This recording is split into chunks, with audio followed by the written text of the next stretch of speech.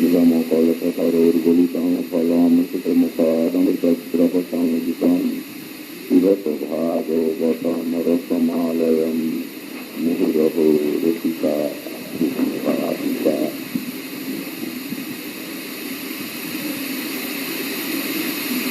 ভগবত ভক্তি সম্বন্ধে আমি কিছু নিবেদন করেছি। এদের প্রশ্নটা আগে না আমরা বুঝলে এদের উত্তরটা কি বুঝতে পারবো না। প্রশ্নটা হলো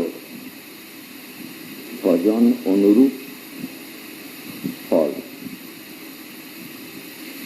যে যেমন ভজবে, এই জগতে যেমন আমরা বলে থাকি যার যেমন কর্ম তেমনি ফল, তেমনি কর্মটা এখানে তার ফলটা তারতম্য দেখতে পাচ্ছি।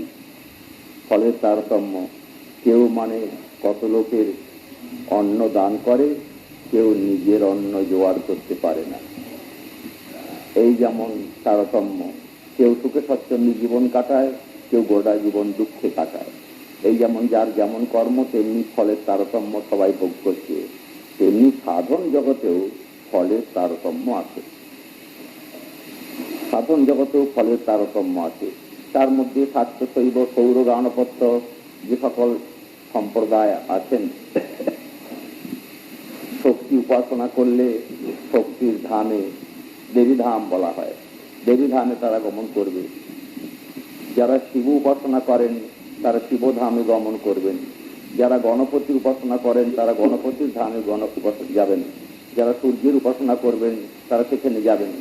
যেটা গীতাতে পরিষ্কার ভগবান বলে দিয়েছেন, জানতি দেবব্রতা দেবান শিবরীন জানতি শিবরীব্রতা ভূতানি জানতি ভূতেজ্জা জানতি মত যাজিনো ইমাম।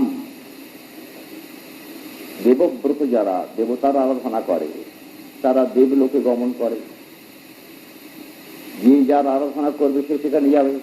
জানতি দেবব্রতা দেবান, দেবব্রত যারা তারা দেবলোক প্রাপ্ত হয়। পিতৃন জানতি পিতৃব্রতা, যারা পিতৃপুরুষের আরাধনা করেন তারা পিতৃলোকে গমন করেন। ভূতানি জানতি ভূতেজ্জা, যারা জীব সেবা করেন, জীবের সেবা করেন, তারা উত্তম জীব হয়ে জন্মগ্রহণ করেন। আর এই যেমন যে যার উপাসনা করছে সে চাই পাচ্ছে, তেমনি ভগবান বলছেন জানতি মদ যাজিনো কি মাম, যারা আমার আরাধনা করে তারা মাম জানতি, আমাকে প্রাপ্ত হয়। এই নীতি অনুসারে এই যে যে যেমন সাধন করবে সে তেমনি পাবে। তার মধ্যে বিচার হয়েছে শাস্ত্রেতে যে যত আরাধনা আছে তার মধ্যে কোন আরাধনা শ্রেষ্ঠ। হ্যাঁ, বিচার তো শাস্ত্র করবে, আমরা তো বিচার কিছু জানি না। শাস্ত্র বিচার করেছেন পদ্মপুরাণ। দেবী পার্বতী আর মহেশ্বর, এই দুজনই তো শাস্ত্রের প্রায় বক্তা শ্রোতা।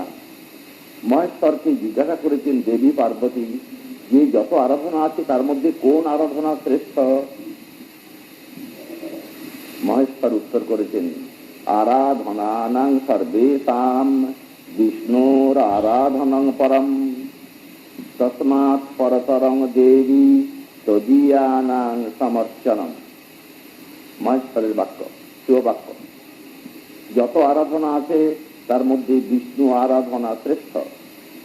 আরাধনানাং সর্বেষাং বিষ্ণুর আরাধনাং পরম, বিষ্ণু আরাধনা শ্রেষ্ঠ।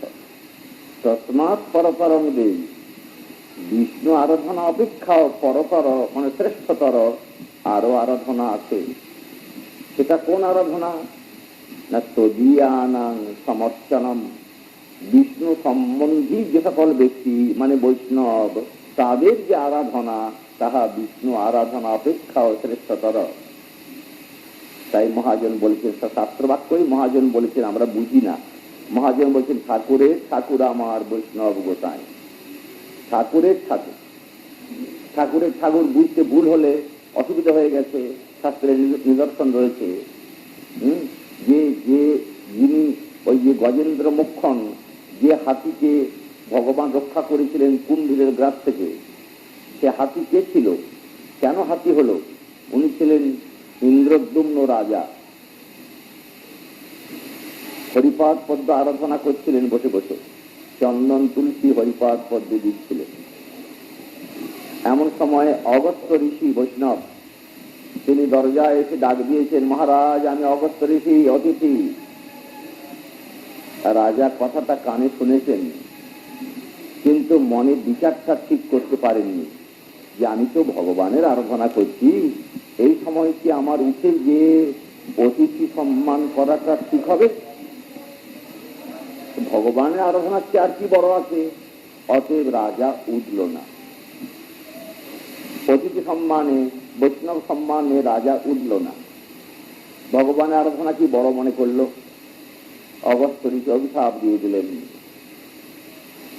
ষষ্ঠী যোনি প্রাপ্ত হও মহারাজ, আমার আগমন জেনেও আপনি স্থবিরের মতো বসে থাকলেন, ষষ্ঠী যোনি প্রাপ্ত হও। সেই রাজা অগস্ত্য ঋষির অভিশাপে ষষ্ঠী যোনি প্রাপ্ত হয়েছে গজেন্দ্র। সুতরাং ঠাকুরের ঠাকুর আমার বৈষ্ণব গোসাই, এই আরাধনা বিষ্ণু আরাধনা সর্বশ্রেষ্ঠ সাব্যস্ত হয়ে গেছে। পরবর্তী বাক্য যারা বিষ্ণু আরাধনা করেন তারা জানবেন বৈষ্ণব আরাধনা তদুপরি। তাই বিষ্ণু আরাধনা রেখে বৈষ্ণব সম্মান করতে হয়। মহাজনদের আচরণ সেই প্রকার। এখন এই বিষ্ণু আরাধনা, বিষ্ণু শব্দটা একটা বিশেষণ, বিষ্ণু শব্দ বিশেষণ। বিষ্ণাতি ব্যবনতি জগৎ ইতি বিষ্ণু, যিনি সমস্ত জগৎকে বেঁচে আছেন তাকে বিষ্ণু বলা হয়। সুতরাং সেই নারায়ণ তাও বিশেষণ। হ্যাঁ, নরানাং নারীনাং সমূহ নারম তদেব অয়নম কিনা আশ্রয় দৃষ্ট। নর বা নারীর সমূহকে নার বলা হয়, তাই হয়েছে অয়ন যার, তিনি নারায়ণ। আবার নার শব্দে জলও হয়। নরাত উদ্ভূতানি তত্ত্বানি নারানীতি বিদুর্বুধা। নর মানে পরমাত্মা, তার থেকে উৎপন্ন যে জল তাকে বলা হয় নার। সেই জলে যিনি শুয়ে থাকেন তিনি নারায়ণ। সবই বিশেষণ শব্দ। নারায়ণ, বিষ্ণু ইত্যাদি সবই বিশেষণ শব্দ। তাই মানে ভগবত স্বরূপের শব্দগুলি সব, নারায়ণ বলুন, কৃষ্ণ বলুন, বিষ্ণু বলুন, বৈকুণ্ঠনাথ বলুন, লক্ষ্মীপতি বলুন, সবই ভগবত বাচক শব্দ। এই ভগবত স্বরূপের মধ্যে আবার তারতম্য আছে। সব ভগবান সমান একথা একটু মোটা দৃষ্টিতে আমরা মনে করি, সবই তো এক, সবই তো এক, এটা তো মোটা দৃষ্টি। সবই এক। শাক খেলেও যে ফল হবে, শাকটাও খাদ্য, ভেতরটাও খাদ্য, শাকটাও খাদ্য, ভেতরটাও খাদ্য। তো শাক খেলে যে চেহারা হবে, ঘি খেলেও সেই চেহারা হবে, তা কখন হয়? সুতরাং উপাসনারও তারতম্য আছে। হ্যাঁ, এই ভগবত স্বরূপ সমস্ত আরাধনার মধ্যে বিষ্ণু আরাধনা শ্রেষ্ঠ শিববাক্যে আমরা পেলাম। সেই ভগবত স্বরূপের আরাধনা, বিষ্ণু আরাধনার মধ্যে ভগবত স্বরূপের মধ্যে কেউ বা অংশ আছেন, কেউ বা কলা আছেন, কেউ বা পূর্ণ আছেন, কেউ বা পূর্ণতর আছেন, কেউ বা পূর্ণতম আছেন। প্রকাশের তারতম্য যেটা ভাগবত স্বীকার করেছেন, এটি চাংশ কলাপ পুংস কৃষ্ণস্তু ভগবান স্বয়ং। হ্যাঁ, কোন কোন অবতার মধ্য কুর্মাদি তারা কেউ অংশ কলাপ প্রভৃতি, কিন্তু কৃষ্ণ বলিয়া যিনি উল্লিখিত তিনি স্বয়ং ভগবান। স্বয়ং ভগবান কৃষ্ণ ব্রজেন্দ্র নন্দন মহাপ্রভু বাক্য। ব্রহ্মসংহিতার বাক্য, ঈশ্বর পরম কৃষ্ণ সচ্চিদানন্দ বিগ্রহ অনাদিরাদির গোবিন্দ সর্বকারণ কারণম। সুতরাং গোবিন্দই সর্বকারণ কারণ। সমস্ত ভগবত স্বরূপের, যত বিষ্ণু স্বরূপ, যত নারায়ণ স্বরূপের মূল হলেন শ্রীকৃষ্ণ, মূল হলেন শ্রীকৃষ্ণ। তার থেকে সমস্ত প্রকাশ পেয়েছে। সেটা ব্রহ্মসংহিতায় খুব পরিষ্কার করে ব্রহ্মা নিজে বলেছেন যে যত নারায়ণ মূর্তি আছেন, বিষ্ণু স্বরূপ যত আছেন, তাদের মূল বিগ্রহ কৃষ্ণ। কিরকম কিরকম সেটা না, দ্বীপাতি রেবহি দশান্তর মোভূপেত্ত দ্বীপায়তে বিরুদ্ধ হেতু সমান ধর্মা যদ্রিগেব হিচ বিষ্ণু তয়া বিভাতি গোবিন্দমাদি পুরুষং তমহং ভজামি। একটা দ্বীপার্থী, দ্বীপ মানে প্রদীপের যে অর্থী মানে শিখা, সেই শিখাটা, প্রদীপটা জ্বলছে, শিখা উঠছে, তার থেকে যদি সলতে দিয়ে দিয়ে আরো প্রদীপ জ্বালেন। দ্বীপার্থী রে বহি দশান্তর মোভূপেত্ত, দশা মানে সলতে, হ্যাঁ, অন্য সলতিকে প্রাপ্ত হয়ে সে কি হবে, আর একটা প্রদীপ হবে। বিপায়তে বিবৃত হয়েছে সমান ধর্ম। এবং যখন আরেকটা দ্বীপ জ্বলল তখন দুটো দ্বীপেরই প্রায় দেখতে সমানই প্রকাশ, মানে আলোটা প্রায় সমান। এমনি তাদৃগেব হিচ বিষ্ণুতয়া বিভাতি, যে গোবিন্দ সেই প্রকার বিষ্ণু স্বরূপে প্রতিভাত হইতেছেন। মূল প্রদীপটা হলেন গোবিন্দ, তার থেকে আরো চলতে ধরিয়ে ধরিয়ে যেমন অনেক প্রদীপ জ্বালা হয়, তেমনি গোবিন্দ মূল প্রদীপ থেকে অসংখ্য নারায়ণের প্রকাশ হয়েছে। হ্যাঁ, গোবিন্দম আদি পুরুষং তমহং ভজামি, এই গোবিন্দ উপাসনা সর্বোপরি। এটা ভগবান গীতাতেই বলেছেন, যস্মাৎ ক্ষরমতীতোহম অক্ষরাৎ অপিচোত্তম অতস্মি লোকে বেদে চ প্রকৃত পুরুষোত্তম। আমি পুরুষোত্তম। যস্মাৎ ক্ষরম অতীতোহম, খর মানে যেগুলো নশ্বর বস্তু, মায়ের দ্রব্য, হ্যাঁ, এর ধর্মকে আমি অতিক্রম করেছি। যস্মাৎ ক্ষরম অতীতোহম, কেন আমি তো খর নই, আমি তো বিনাশী দ্রব্য নই, অতএব খরধর্মকে আমি অতিক্রম করেছি। বিনাশশীল যে সকল বস্তু তাদেরকে আমি অতিক্রম করেছি, আমি অবিনাশী। অক্ষরাৎ অপিচ উত্তম, অক্ষর বলিয়া যারা আছেন, অক্ষর থেকে যারা ক্ষয়প্রাপ্ত হয় না, যেমন জীবাত্মা, পরমাত্মা, ব্রহ্ম, এরা মানে অক্ষর, এরা কেউ ক্ষয়প্রাপ্ত হয় না। ন যাতে মৃত্যু বা কদাচিৎ, জন্ম মৃত্যু নাই, ক্ষয় নাই। নায়ং ভূত্বা ভবিতা বা ন ভূয়, হ্রাস বৃদ্ধি নাই। অর্থাৎ জীবাত্মা, পরমাত্মা, ব্রহ্মবস্তু এরা সবাই অক্ষর। ভগবান বলল অক্ষরাৎ অপিচ উত্তম, অক্ষর যত বস্তু আছে তার থেকেও আমি উত্তম। অতস্মি লোকে বেদে চ প্রকৃত পুরুষোত্তম, অতএব লোক জগতে, বেদ জগতে আমাকে পুরুষোত্তম বলা হয়। হ্যাঁ, আবার অর্জুনকে নিজের কথা বলে তাকে যেন চুপি চুপি কথা বলে না, গোপন কথা, তেমনি চুপি চুপি গোপন কথা বলার মতো অর্জুনকে বলছেন, সর্বগুচ্ছতম ভূয় তৃণু মে পরমং বচ ইষ্টোষি মে দৃঢ়মিতি তত বক্ষ্যামি তে হিতম। অর্জুন শোনো শোনো, সর্বগুচ্ছতম বাক্য, সর্বগুচ্ছতম, এরপরে আর কোনো বাক্য থাকতে পারে না।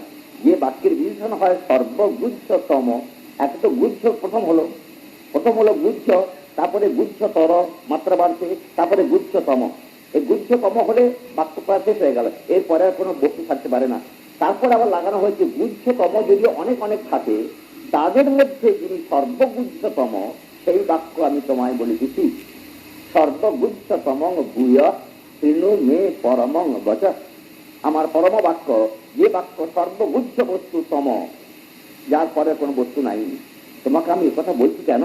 ইষ্টোষি মে দৃঢ়মিতি তত বক্ষ্যামি তে হিতম, তুমি আমার ইষ্ট, অভিলষিত, প্রিয়জন, অতএব তোমার যাতে হিত হয় তাই আমি তোমাকে বলিতেছি। সেটা কি কথা? মন মনা ভব মদ ভক্ত মদ জাগি মাং নমস্কুরু মামে বৈশ্বসী সত্যমতে প্রতি জানে প্রিয়সী মে। মন মনা ভব, মন কি আমাকে দাও, মদ ভক্ত ভব, আমার ভক্ত হও, সেবা করো। হ্যাঁ, মদ জাগি ভব, আমার আরাধনা করো। মাং নমস্কুরু, আমাকে প্রণাম করো। মন মনা ভব মদ ভক্ত মদ জাগি মাং নমস্কুরু, তাহলে কি হবে? মামে বৈশ্বসী কৌন্তেয়, হ্যাঁ, হে কৌন্তেয় মাম এব এষ্ঠসি, আমাকেই প্রাপ্ত হবে। প্রতি জানে প্রিয়সীমে, তুমি আমার প্রিয়জন, তোমার কাছে আমি প্রতিজ্ঞা করে বলছি, তুমি যদি আমার কাছে আমাকে মন, আমার সেবা, আমার আরাধনা, আমাকে প্রণাম যদি করে যাও তাহলে আমাকে প্রাপ্ত হবে। এটা হলো সর্বগুচ্ছতম বাক্য।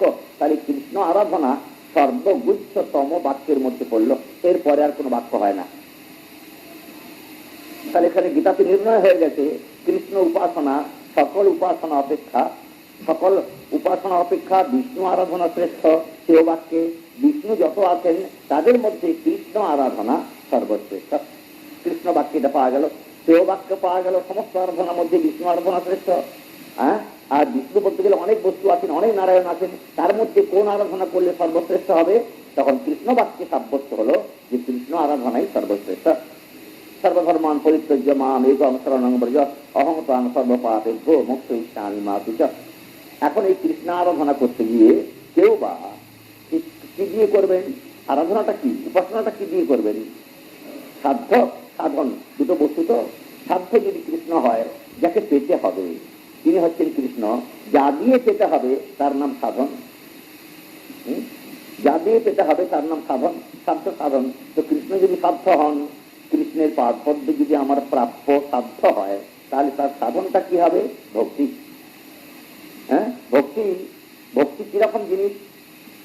ভক্তি কিরকম জিনিস যে ভগবানকে এনে দেবে? যত সাধন আছে তার মধ্যে সর্বপরিয়সী ভক্তি।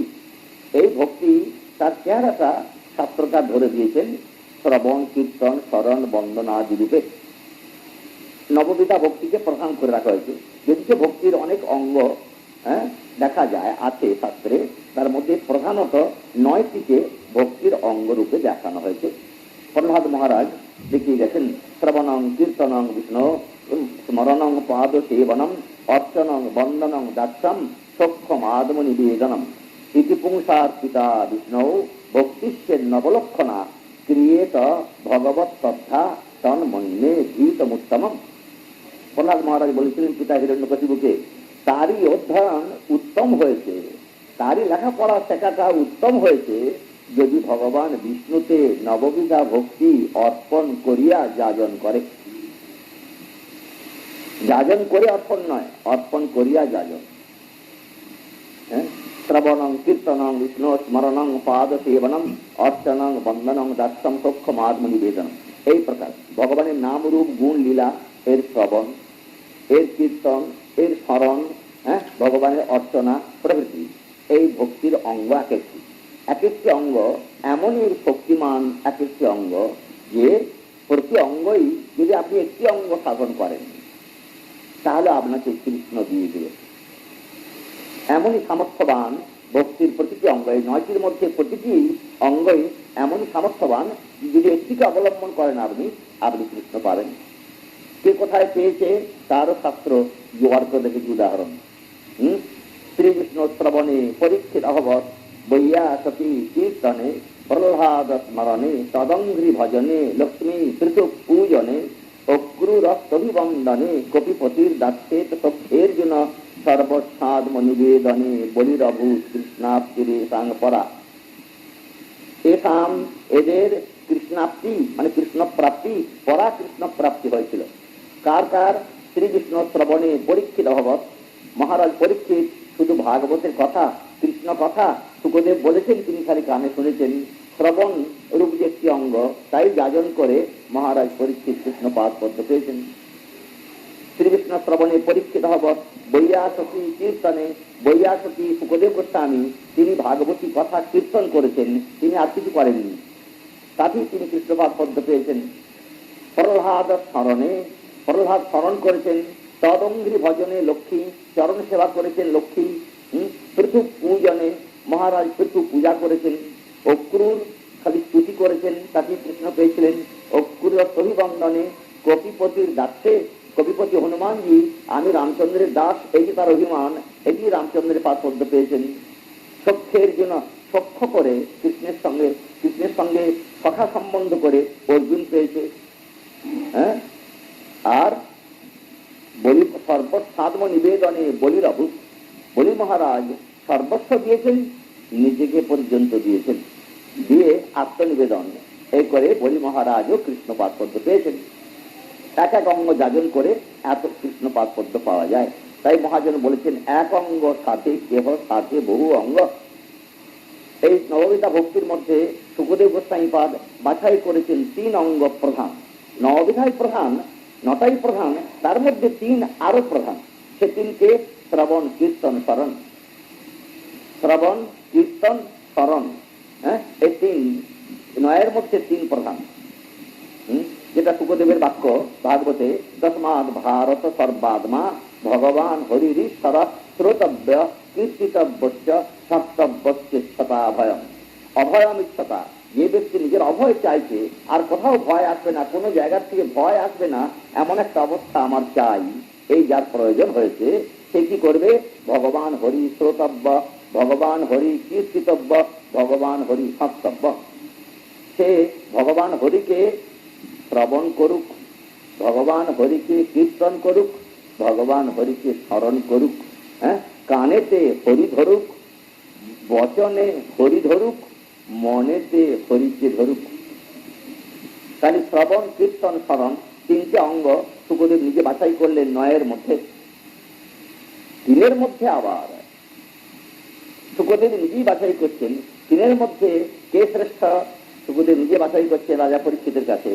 এটা নির্বিদ্যমানা নিঃসতামকুতো ভয়ম যোগী নাম নৃপ নির্ণীতম হরের নামানুকীর্তনম। শ্রীহরির নাম সংকীর্তন ইহা সর্বশ্রেষ্ঠ। সর্বশ্রেষ্ঠ 3 মধ্যে সর্বশ্রেষ্ঠ। ভগবত বশীকরণে অত্যন্ত পটু, প্রেমদানে অত্যন্ত পটু। হ্যাঁ, প্রয়োজন তো ভগবানকে, ভগবানের প্রেম, ভগবানের ভালোবাসার নাম হলো প্রেম। এই ভালোবাসাটা এই জগতের সঙ্গে মিল হয় না। এই জগতের ভালোবাসা কোনোটাই নিঃস্বার্থ নয়, নিঃস্বার্থ নয়। হ্যাঁ, সবটাই কিছু না কিছু স্বার্থগন্ধ মিশ্রিত আছে। তাই ভগবান ছাড়া নিঃস্বার্থ ভালোবাসা পায় না। কেন হয় না? না, এই জগতের কোনো বস্তুই সুখময় নয়। এই জগতের কোনো বস্তুই সুখময় নয়। হয়তো তার থেকে কিছুটা সুখ বেরোবে, তাও সে ক্ষণিকের জন্য, বেশিক্ষণ নয়। তাই সবাই সুখের সাধন, কেউ সুখের স্বরূপ নয়। আর ভগবান নিজে সুখময় বলে, নিজেই সুখের বেলা বলে, তাতে নিষ্কাম ভালোবাসাটা হতে পারে, নিঃস্বার্থ ভালোবাসা। কারণ আমার তো কোনো প্রয়োজন নেই, প্রয়োজন তো সুখ মানুষের। তো ভগবানকে ভালোবাসলেই সুখ পাওয়া যাবে, ভগবানকে ভালোবাসলেই সুখ পাওয়া যাবে। আপনি যদি আলোকের প্রয়োজনে সূর্যের কাছে যান, আলোকের প্রয়োজনে যদি সূর্যের কাছে যান, তাহলে কি আবার চাইতে হবে কিছু? সূর্যের কাছে গেলে আপনার আলোকের প্রার্থী, আপনি আলোকের জন্য গেছেন সূর্যের কাছে। সূর্যের কাছে গেলে পরে আর কি আপনাকে আলোক চাইতে হবে? তাকে চাইতে হবে না, তার আলোয় ভরা আছে জগৎ। তার কাছে গেলে কোন আলোয় তেমনি সুখময় গোবিন্দ। আপনার তো সুখিত প্রার্থনা, সুখিত আপনার চাই। সুখময় গোবিন্দের কাছে গেলে আর কিছুই চাইতে হবে না। গোবিন্দকে ভালোবাসলেই সমস্ত পাওনা মিটে যাচ্ছে, অতীত কিছু চাইবার নাই। কি চাইবো আমরা? চাইবো তো সুখ। যে সুখ আমরা চাইতে জানি সেগুলো তো নশ্বর, প্রাকৃত সুখ, স্বর্গাদি সুখকে চাইতে জানি, তাই হয়তো চেয়ে বসবো শুধু ক্ষণিকের জন্য। কিন্তু গোবিন্দ ভালোবাসার যে সুখ, সে অপুরন্ত, চিরকাল থাকবে, শাশ্বত সুখ। এই হরিনাম সংকীর্তন অত্যন্ত শক্তিমান সাধন। সমস্ত সাধনের মধ্যে বাছাই করে করে সুখদেব নিয়ে এলেন। হ্যাঁ, সমস্ত সাধনের মধ্যে ভক্তি হলেন উত্তমা। যত সাধন আছে, কর্ম, যোগ, জ্ঞান, তপস্যাদি, তার মধ্যে ভক্তি সর্বোত্তম। ভক্তির মধ্যে 9টি সর্বোত্তম, 9টির মধ্যে 3টি সর্বোত্তম, 3টির মধ্যে হরিনাম সংকীর্তন সর্বোত্তম। সুখদেব বাছাই করে দিয়েছেন। এই সংকীর্তন কেন সর্বোত্তম? না, মহাপ্রভুর বাক্য ধরুন, চেতো দর্পণ মার্জনম ভব মহাদাবাগ নির্বাপনম শ্রেয় কৈরব চন্দ্রিকা বিতরণম বিদ্যা বধূ জীবনম আনন্দাম বুদ্ধিবর্ধনম প্রতিপদং পূর্ণামৃতস্বাদনম সর্বাগম স্নপনম পরম বিজয়তে শ্রীকৃষ্ণ সংকীর্তনম। সংকীর্তন প্রচারক শ্রীমন মহাপ্রভু হরিনাম সংকীর্তন যুগ ধর্ম প্রচার করতে ছিলেন মহাপ্রভু। তো সে মহাপ্রভুর প্রথম উপদেশ চিত্ত দর্পণকে মার্জন করে দেয় হরিনাম সংকীর্তন। চেতো দর্পণ মার্জনম। যে চিত্ত দর্পণে ভগবানের প্রতিবিম্ব পড়বে, সে যদি ময়লা থাকে তাহলে প্রতিবিম্ব পড়ে না, সে মাজতে হবে। তো মাজবার জন্য যত রকমের মাজন আছে, নিষ্কাম কর্মযোগ আছে, যোগ আছে, জ্ঞান আছে, তপস্যা আছে, এগুলো সব চিত্ত দর্পণের মাজন। মহাপ্রভু বললেন বটে সেগুলো মাজন, কিন্তু খুব ভালো মাজন নয়। অনেক মাজন দিয়ে অনেক ঘষতে হয়, কিন্তু আমি যে মাজন এনেছি, হ্যাঁ, এই মাজন একটুখানি ছড়িয়ে দিয়ে 2 ফোঁটা জল দিলে আপনি ময়লা পরিষ্কার হয়ে যাবে। হ্যাঁ, সে হলো হরিনাম সংকীর্তন, গোলকের সম্পত্তি হরিনাম সংকীর্তন। তাই এনেছি, গোলক সম্পত্তি তো এখানকারের নয়, হরিনাম সংকীর্তনটা গোলকের সম্পত্তি। সেই সম্পত্তি মহাপ্রভু এনেছেন কলিজীবকে দিতে। এটা বড় ভাগ্যের, খুব ভাগ্যের কথা। তাই মহাপ্রভু হরিনাম সংকীর্তনে দিয়ে দিচ্ছেন চেতো দর্পণ মার্জনম। আর কি করে? চিত্ত দর্পণকে মার্জিত করে। আর কি করে? ভব মহাদাবাগ্নি নির্বাপনম। এই যে ত্রিতাপ জ্বালা মায়ার, আধ্যাত্মিক, আদি দৈবিক, আদি ভৌতিক, এই ত্রিতাপ জ্বালা চিরকাল চলছে। দেহ মনের যে ব্যাধি, হ্যাঁ, দেবকৃত যে কষ্ট, অতিবৃষ্টি অনাবৃষ্টি বজ্রপাত প্রভৃতি, আর জীবের কাছ থেকে সাপ চোর বিছে ভূত গরু মহিষ ব্যাঘ্র এদের কাছ থেকে যে সকল কষ্ট আমরা পাই, এই ত্রিবিধ সন্তাপ সর্বত্রই আছে। মায়ার যতটা রাজ্য, সেই সত্যলোক মায়ার ব্রহ্মার লোক পর্যন্ত মায়ার রাজ্য, সে পর্যন্ত ত্রিবিধ সন্তাপ কম বেশি হতে পারে, আছে সর্বত্রই। মহাপ্রভু বলছেন এই হরিনাম সংকীর্তন কি করে না, ত্রিতাপ যে অনল একে নিভিয়ে দেয়, হ্যাঁ, কমিয়ে দেয় না, নিভিয়ে দেয়। তার উপরে জল ঢাললে আগুনেতে যেমন আগুন নিভে যায় আর আগুনের সত্তা থাকে না, তেমনি ত্রিতাপ অনলের সত্তা থাকে না হরিনাম সংকীর্তন জল ঢাললে। ভব মহাদাবাগ্নি নির্বাপনম, আর কি হয়, শ্রেয় কৈরব চন্দ্রিকা বিতরণম। যত মঙ্গল সব মঙ্গল কুমুদ বিকশিত হবে। কুমুদ বিকশিত হয় চাঁদের কিরণ লাগলে। চন্দ্রিকা মানে চন্দ্র কিরণ, হ্যাঁ, চন্দ্রিকা যদি বিতরিত না হয়, চাঁদের কিরণ যদি বিতরিত মানে পরিবেশন না হয়, চাঁদ যদি কিরণ না ফেলে তাহলে কুমুদ ফোটে না।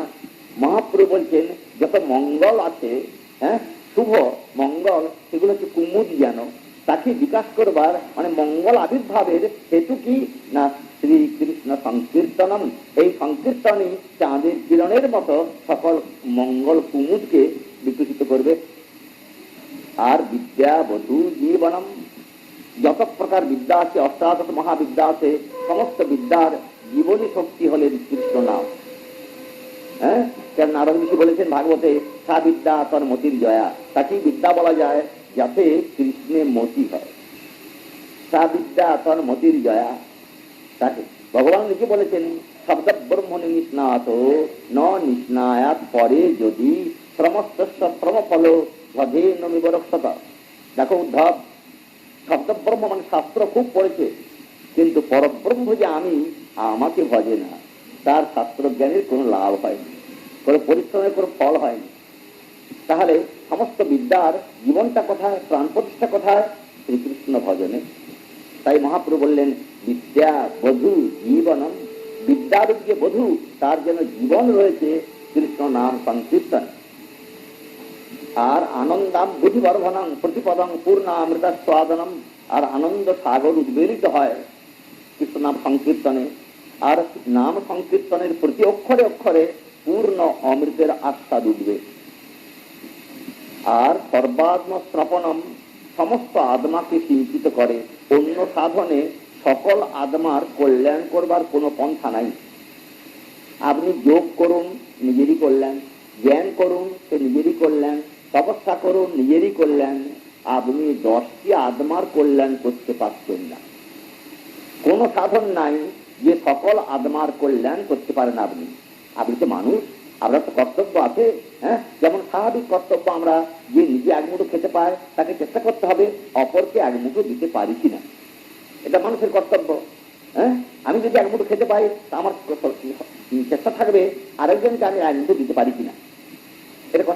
তেমনি যখন সাধারণ মার্গেতেও আমি যে নিজের কল্যাণটা করে যাচ্ছি, কিন্তু আর যে সকল আত্মা তারা চেষ্টা করতে পারে না, স্থাবর হয়ে আছে, পশু পক্ষী কীট পতঙ্গ হয়ে আছে, বৃক্ষলতা হয়ে আছে, তারা তো নিজের কল্যাণ করতে পারে না, সেটা আত্মা, সে যোগ্যতা তাদের দেওয়া হয়নি। তাদের তো কিছু কল্যাণ আপনাকে করতে হবে, যেহেতু আপনি সর্বশ্রেষ্ঠ মানব। সেখানটা কে করবে, করবেন, কিন্তু কোন পন্থা দিয়ে করবেন? মহাপ্রভু বলেন দ্বিতীয় পন্থা নাই। আমি যে হরিনাম সংকীর্তন দিচ্ছি, এই হরিনাম সংকীর্তনে সকল আত্মার কল্যাণ করা যাবে। উচ্চেশ্বরে বাহু তুলে হরি বলে নাচো, সেই সংকীর্তনের ধ্বনি যত দূর সংকীর্তনের ধ্বনি যাবে, তত দূর বৃক্ষলতা পশু পক্ষী সবাই তাদের আত্মা সিঞ্চিত হবে। সর্বাত্মা স্নপনম, তারা পরবর্তী জন্মে কৃষ্ণ ভজন যোগ্য জন্ম পাবে যদি আপনার সংকীর্তনের ধ্বনি তাদের গায়ে লাগে। সুতরাং উপকার করা হলো, এছাড়া দ্বিতীয় পন্থা নেই উপকার করবার। সর্বাত্ম স্নপনম, তাই পরম বিজয়তে শ্রীকৃষ্ণ সংকীর্তন। তাই মহাপ্রভু বললেন এই শ্রীকৃষ্ণ সংকীর্তন সাধন জগতে সর্বোত্তম রূপে বিরাজমান। পরম বিজয়তে শ্রীকৃষ্ণ সংকীর্তন, এই শ্রীকৃষ্ণ নাম সংকীর্তন, এটা যে অন্য সাধন অপেক্ষা দুর্বল বলে, কলিযুগ পারবে না বলে মহাপ্রভু দিয়ে গেছেন যা হয় তা হয় করে, হ্যাঁ, তা নয়। সর্বোত্তম বস্তুই মহাপ্রভু দিয়ে গেছেন। ভাগবত আদি শাস্ত্র বিচার করে দেখুন, সুতরাং সর্বোত্তম সাধন সেটা কলিযুক্তি দিয়ে গেছেন হরিনাম সংকীর্তন, এর উপরে কোনো সাধন নাই। যে কোনো সাধন সব এর নিচে, হরিনামের উপরে কোনো সাধন নাই। সেই সাধন দ্বারা যারা হরিকে আরাধনা করেন, নাম সংকীর্তনের দ্বারাই যারা হরিকে আরাধনা করেন, সর্বশ্রেষ্ঠ সাধন। এই যে হরি আরাধনার মধ্যে ভক্তি হলো উপায়। যদিও বলা আছে জয় রে কতরে নৈব পুরুষ পুরুষাঙ্গের, কপিল সাংখ্যেতে বলা আছে, কপিল দেব বলেছেন মাকে দেবহূতিকে যে জ্ঞান এবং ভক্তি এই দুটো পথ মা, জ্ঞান এবং ভক্তি দুটো পথ, জয় রে কতরে নৈব, যে দুটির মধ্যে একটিকে অবলম্বন করলে পুরুষাঙ্গ ব্রজেত, পুরুষ মানে জীব, সে পুরুষাঙ্গ ব্রজেত মানে ভগবানকে প্রাপ্ত হয়। পুরুষাঙ্গ ব্রজেত, হ্যাঁ, পুরুষ পুরুষকে প্রাপ্ত হয়, মানে যে পাবে সে হলো জীব, যাকে পাবে সে হলো ঈশ্বর। পুরুষাঙ্গ ব্রজেত, তাহলে জ্ঞান এবং ভক্তি সাধারণভাবে বলা হয়েছে। জ্ঞান মার্গেতে ভগবত প্রাপ্তি হয়, ভক্তি মার্গেতেও ভগবত প্রাপ্তি হয়। তো কেবল জ্ঞানে হয় না, ভক্তি মিশ্র জ্ঞানে, ভক্তি মিশ্র জ্ঞানে ভগবত প্রাপ্তি হয়। এই ভগবত প্রাপ্তির তারতম্য, ভগবত প্রাপ্তির তারতম্য কিরকম? যেমন এই জগতে আপনি একটা ব্যক্তি, আপনার সঙ্গে বহু লোকের আলাপ, আপনার সঙ্গে বহু লোকের আলাপ, হ্যাঁ, রাস্তায় ঘাটে কাজে কর্মে বহু লোকের সঙ্গে আপনার আলাপ, তার মধ্যে প্রত্যেকের সঙ্গে আলাপের তারতম্য আছে। সে কতটা আপনাকে বোঝে, তার সঙ্গে ততটা প্রীতি আপনার। তারপরে আপনার পুত্র আছে, আপনার ভাই আছে, আপনার পত্নী আছে, আপনার মা আছে, প্রত্যেকে আছে, সবাই আপনাকে বোঝে। সেই যার যেমন অধিকার, সেই যেমন একটাই লোক আপনি যেমন বিভিন্ন ভাবে প্রত্যেকের সঙ্গে আপনি মিশছেন, প্রত্যেকে ততটুকুই মাত্র গ্রহণ করছে যার যতটা অধিকার আপনাকে অবলম্বন করে। তেমনি ঈশ্বর অনন্ত মাধুর্যময়, যার সাধনের যতটা অধিকার সে ততটাই মাত্র গ্রহণ করছে। হ্যাঁ, যেমন গঙ্গায় জল আনতে গেছেন, গঙ্গার জল তো অনেক আছে, আপনি যে পাত্রটা নিয়ে গেছেন সেই পাত্রটা ভরে আনলেন, এক ভর্তি কলসি কি ঘটি ভরে আনলেন। আপনি মনে করলে অনেক পেয়েছি, কেননা আমার তো পাত্র ভরে গেছে। তেমনি অনন্ত মাধুর্যময় ঈশ্বর, তার কাছে সাধন ঘটি নিয়ে আপনি যেমন গেছেন, যার যেমন সাধন তেমনি সে ভরে ভরে আনছে। তার কাছে কিছু অপূর্ণতা নাই, সে পরম আনন্দে আছে, কেন আমি ভরে এনেছি। কিন্তু ঈশ্বর তা বলে কি ফুরিয়ে গেল? ফুরিয়ে যায় না। অনন্ত ভক্ত অনন্তকাল ধরে, হ্যাঁ, নো দীর্ঘাপ না বিকৃতি। নারদ বলেছেন এই যে শ্যাম রস, শ্যামামৃতম কিঞ্চন, শ্যাম আনন্দাব্ধি রস, আনন্দাব্ধি আনন্দ সাগরে মন্থ বিদিতম, আনন্দ সাগর মন্থন করে একটি শ্যামরূপ অমৃত উঠেছে।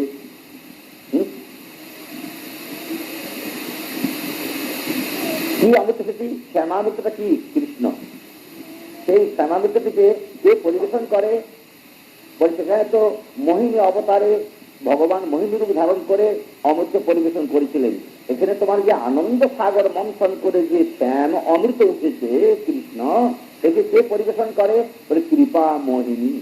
কৃপারূপ যে মোহিনী, ভগবানের কৃপা হলো মোহিনী রূপ, হ্যাঁ, তিনি পরিবেশন করেন। কাদিকে পরিবেশন করেন? অমৃত খাইয়েছিল কাদিকে? দেবতাগণকে। এখানে দেব কারা? না দেবতুল্য সাধু বৈষ্ণবগণ, যারা কৃষ্ণ পাদপদ্ম ছাড়া কি জানে না, তাদেরকেই সব পরিবেশন করে খান। কিভাবে খান? নানা রুচি অনুপানতা প্রতিমোহ কীর্তঞ্চ পূর্ণং সদা। নানা রুচি অনুপানে, কেউ দাক্ষ ভক্তিতে, কেউ সূক্ষ্ম ভক্তিতে, কেউ বাৎসল্য ভক্তিতে, কেউ মধুর ভক্তিতে, অনুপান ভেদে একই ঔষধ কাজ করছে। হ্যাঁ, নানা রুচি অনুপান ভেদে ওই শ্যামামৃতকে আস্বাদন করছে সকলে। কিন্তু হ্যাঁ, পুনঃ পান করছে তথাপি পূর্ণং সদা। নানা রুচি অনুপানতা প্রতিমোহ কীর্তঞ্চ পূর্ণং সদা। নানা রুচি রূপ যে অনুপান, তার দ্বারা পুনঃ পান করছে ভক্তগণ অনন্তকাল ধরে, অনন্ত ব্রহ্মাণ্ডে বৈকুণ্ঠে গোলকে, তথাপি সে অমৃত পূর্ণই আছে। নো জীর্জাপি নাপি বিকৃতি, সে কোনো জীর্ণ হচ্ছে না, কোনো বিকার প্রাপ্ত হচ্ছে না, এই শ্যামামৃত। সুতরাং কৃষ্ণ ভজনের তারতম্য হচ্ছে অনুপান থেকে। হ্যাঁ, একই মকরধ্বজ যেমন বিভিন্ন অনুপানে বিভিন্ন ক্রিয়া হয়, তেমনি একই গোবিন্দ আনন্দ রস, হ্যাঁ, আনন্দং ব্রহ্মণ রূপম, পরম ব্রহ্ম গোবিন্দ আনন্দ কন্দ। যেমন নিগিরিটা মিষ্টির বেলা, তেমনি গোবিন্দ হলো অপ্রাকৃত পরমানন্দের বেলা। ভূমানন্দ, ভূমা এব সুখম নালতে সুখবস্তি। শ্রুতি জবাব দিয়েছেন ব্রহ্মাণ্ড ঘুরে ঘুরে যখন সুখের আশায়, এই আমি আপনি ধরুন সুখের আশায় ঘুরছি, তো কোনটায় সুখ পাওয়া যাবে? কেউ মনে করছে অর্থে, কেউ মনে করছে স্বাস্থ্যে, কেউ মনে করছে পুত্রে, কেউ মনে করছে যশে, কেউ মনে করছে প্রতিষ্ঠায়, কেউ মনে করছে সম্পত্তিতে। বিভিন্ন লোক বিভিন্ন ভাবে সুখের আশা করছে, সুখের জায়গাগুলো খুঁজছে। ঘুরে ঘুরে স্বর্গ পর্যন্ত ঘুরে এসে যখন হাল্লাক হয়ে গেছে, নাজেহাল হয়ে গেছে, তখন একজন ভদ্রলোককে জিজ্ঞাসা করা উচিত তো, যে বলছে এত জায়গায় ঘুরলাম, সুখ তো পাওয়া গেল না, ব্যাপারটা কি? তখন এই কোনো ব্যক্তি এই স্বর্গাদি সব ঘুরে এসে হাল্লাক হয়ে গেছে, নাজেহাল হয়ে শ্রুতিকে জিজ্ঞাসা করেছেন যে বলতে পারো শ্রুতি, যে সুখ কোথায় পাওয়া যায়? এটা এত জায়গায় ঘুরলাম।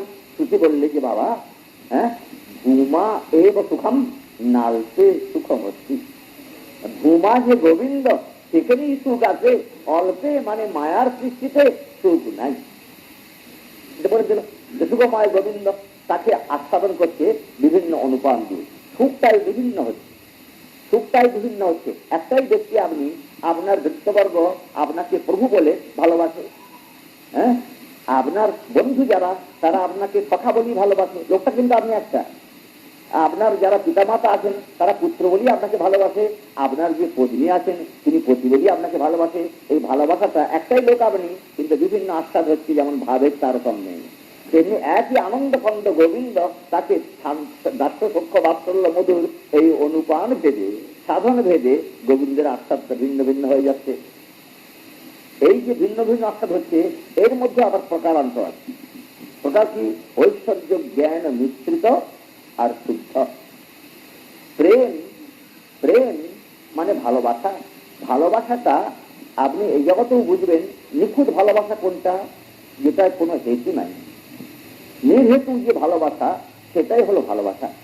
যে ভালোবাসাতে কোনো কারণ আছে, সে ভালোবাসাটা ঠিক হয় না, হ্যাঁ, ঘৃণ্য হয়, দোষযুক্ত হয়ে যায়।